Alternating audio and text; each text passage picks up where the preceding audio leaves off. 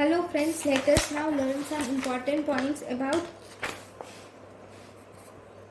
diabetic ketoacidosis. Right. In diabetic ketoacidosis, this is actually the most common acute complication of diabetes. Here in diabetic ketoacidosis, you will see a triad. You will see presence of hyperglycemia, which is more than 250 milligram per deciliter, or you will see presence of acidosis with anion gap, and then you will see presence of ketone bodies are seen, which are especially acetone, acetoacetate, okay, and beta hydroxybutyrate. Okay, among all these, if you see this beta hydroxybutyrate, this do not appear in urine. This do not appear in urine. Okay, now we will see the classification of this diabetic ketoacidosis.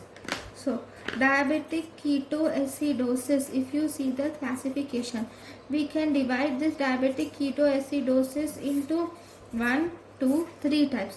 One, we have mild diabetic ketoacidosis, then we have moderate diabetic ketoacidosis, then we have severe diabetic ketoacidosis. In mild, so we will have to see the features. So first we will start with plasma glucose. Plasma glucose in mild diabetic ketoacidosis, it is more than 250. In moderate, it is again more than 250. In severe also, it is more than 250. pH is 7.25 to 7.35 in mild, 7 to 7.25 in moderate, 2.4 in moderate, less than 7 in severe. Then if you see bicarbonate, it is 15 to 18 in mild, 10 to 14 in moderate, less than 10 in severe. Anion gap is more than 10 in mild, more than 12 in moderate, more than 12 in severe. If you see level of consciousness is the patient is alert in mild, the patient is drowsy in moderate, and the patient is comatose in severe. So these are the three different types of diabetic ketoacidosis. So if you see pathogenesis, first in the pathogenesis, here there is decreased insulin. Okay, this decreased insulin will increase the hormones like glucagon, catecholamines, thyroid, okay, growth hormone, and corticosteroids. So because of increased glucagon, catecholamines, thyroid and growth hormones, this will result in increased blood glucose levels. When the blood glucose levels are increased,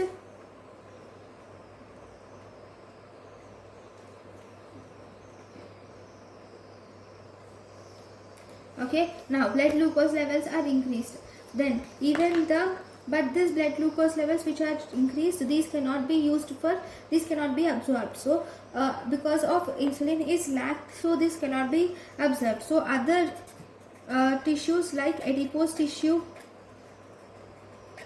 it undergoes, in the presence of lipoprotein lipase, it forms free fatty acid.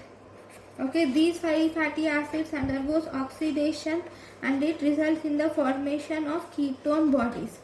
Okay, similarly proteins will form amino acids. Okay, these amino acids will enter the liver, and in the liver even free fatty acids will enter the liver. These both amino acids and free fatty acids will now converted into increased glucose furthermore. So this will again lead to severe hyperglycemia. This severe hyperglycemia will now, this cannot be absorbed. Okay, this cannot be reabsorbed. Because this cannot be reabsorbed, the glucose is excreted with water, along with water. So as a result, this will lead to osmotic diuresis. Okay, leading to dehydration. right? So this is the important pathogenesis of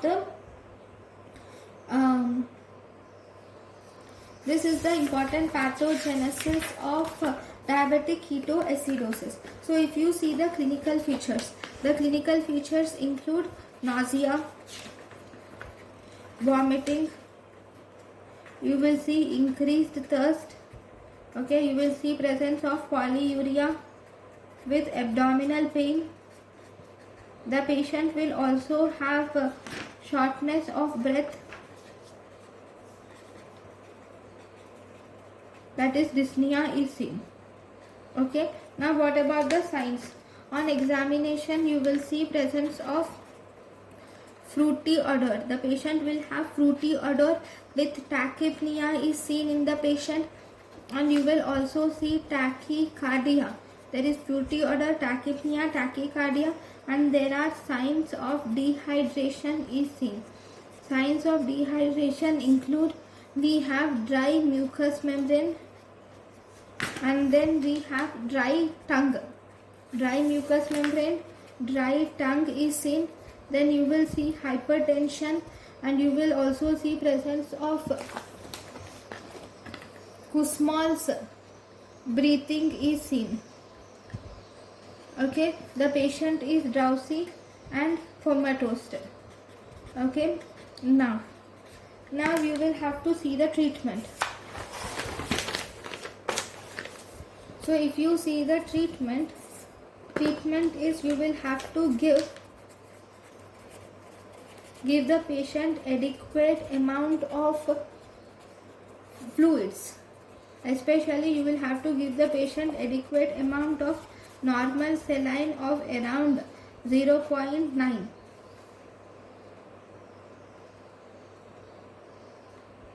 This normal saline can be replaced with 0.45 normal saline also.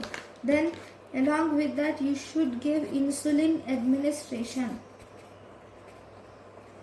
Okay, when you give insulin administration, you should give insulin 10 to 15. Insulin is given as bolus, the IV infusion, followed by you should start the patient on subcutaneous insulin for 6 to 8 hours, and then you should stop IV infusion. If at any stage of the treatment, if blood glucose levels falls, then you can give 5% dextrose. Okay, then along with insulin therapy we should give potassium supplementation. Why? Because the insulin will shift the extracellular fluid potassium to intracellular fluid potassium, thus resulting in hypokalemia in the extracellular fluid. In the extracellular fluid it causes hypokalemia. So as a result we should supplement potassium, and we should supplement bicarbonate supplementation, and also antibiotics are also given. Okay, so these are the important points about the potassium supplementation. Treatment of diabetic ketoacidosis. Next, thank you for watching.